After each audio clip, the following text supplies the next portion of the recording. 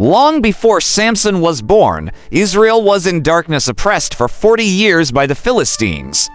In a small town called Zorah, a barren woman received a supernatural visitor, an angel of the Lord. He said, "You will conceive and bear a son. But no razor shall touch his head, for the boy will be a Nazarite, set apart to God from birth." The woman ran to her husband, Manoah, and told him everything. He prayed, "God, let the man of God come again." The angel returned. Manoah asked, "What shall be the rule for the boy?" The angel replied, "All I commanded, let him not drink wine, eat unclean food, or cut his hair. He is set apart." Then, in fire, the angel ascended to heaven. And the woman gave birth to a boy. She named him Samson. And the Spirit of the Lord began to stir him. Samson grew strong, wild, unpredictable. One day, he saw a Philistine woman in Timnah and told his parents, "Get her for me as a wife." They protested, "She's not one of us." But Samson insisted. On the way to Timnah, something monstrous happened. A young lion roared against him. The Spirit of the Lord rushed upon Samson, and without a weapon, he tore the beast apart like it was a goat. He didn't tell his parents. Days later, he passed the lion's carcass and saw bees and honey inside. He ate the honey and gave some to his parents without telling them it came from the dead lion. At the wedding feast, Samson posed a riddle. Out of the eater came something to eat. Out of the strong came something sweet. The Philistines couldn't solve it, so they threatened his bride. She wept for days. Eventually, she coaxed the answer from him and betrayed him. Furious, Samson stormed off, killed 30 Philistine men, stole their clothes, and gave them as payment. It was just the beginning of his wrath. When Samson returned to Timnah, he found that his wife had been given to another man.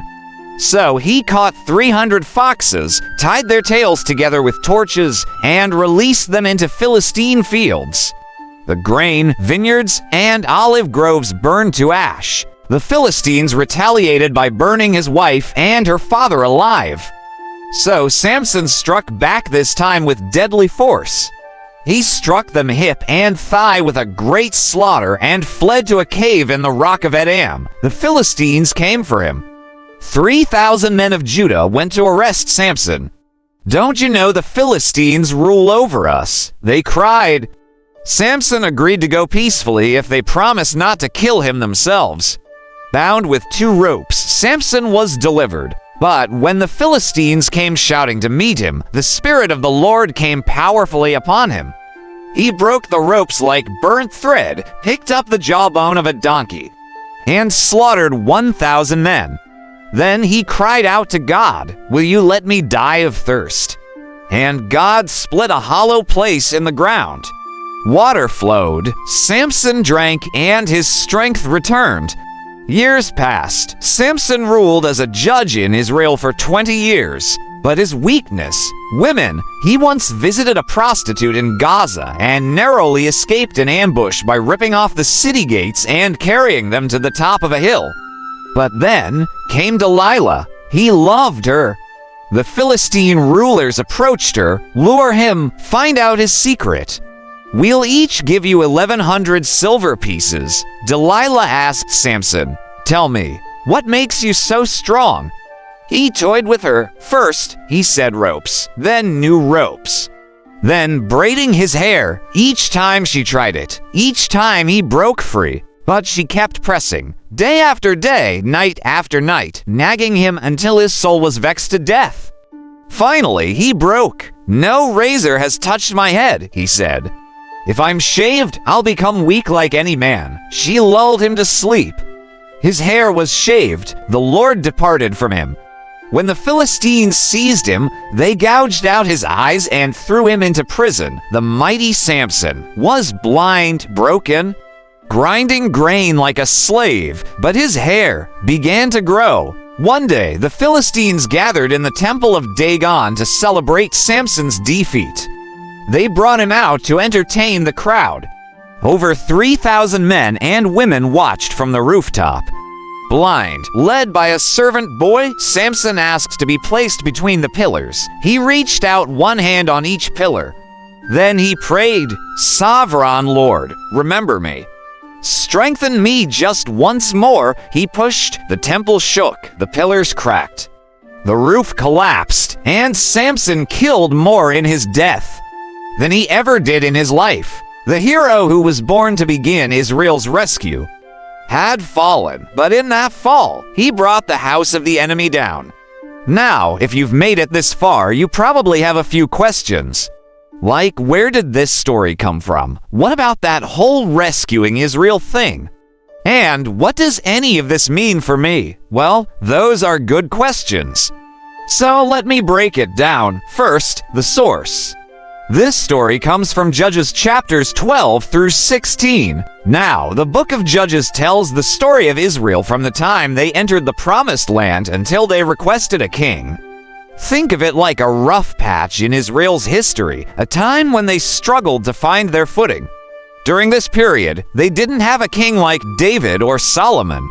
Instead, they had judges, spiritual leaders who delivered Israel in unique ways. Now, the author of Judges wanted to show how God used imperfect people to accomplish his perfect plans. And what could be more imperfect than Samson? A hot-headed, short-tempered, womanizing Nazarite who literally talked to animals. Yeah, that happened. Anyway, through Samson's wild journey, we see how God worked in Israel's life during the time of the Judges. Next, what about that whole rescuing Israel thing? Look, the angel made it clear that Samson was chosen before he was even born. His purpose, to start Israel's rescue from the Philistines. But here's the kicker, Samson never really understood this calling. He wasn't like Gideon or Deborah, other judges who led Israel to victory in battle. No, Samson was different. His battles were personal, fueled by his anger and pride. Even his victories were strange and often accidental, but here's where it gets interesting. In Samson's greatest battle, he ended up killing more people outside Israel than those actually oppressing them. Now, you might think this means Samson messed up, but maybe he accomplished his mission in a way he didn't expect. You see, Samson dealt a devastating blow to the Philistines, a blow so severe it affected their entire society. In fact, the pain inflicted on that one temple of Dagon may have caused the Philistines to rethink their brutal treatment of Israel. Suddenly, it seems Samson's mission wasn't just to conquer the Philistines in battle, but to shake them to their core, to make them fear the God who chose him. And finally, the last question. What does any of this mean for me? Here's the deal. Samson's story isn't just some dusty old tale. It's a reflection of our own struggles. You see, Samson was strong and brave, but he had weaknesses. Big time. Women, anger, pride, these were his kryptonite. And like him, we all have our weaknesses, but here's the cool thing. Despite his weaknesses, Samson accomplished extraordinary things. He rescued people, defeated enemies, and even took on entire nations. And in doing so, he showed us that we can accomplish extraordinary things despite our flaws. God doesn't expect us to be perfect. He simply asks for our willingness to try, our desire to learn, and our faith in his plan. With these three, we can achieve anything he calls us to do. So don't let your weaknesses hold you back. Embrace them, learn from them, and keep moving forward. After all, it's not our perfection that makes us powerful, but our connection with God. And that, my friends, is a connection worth pursuing.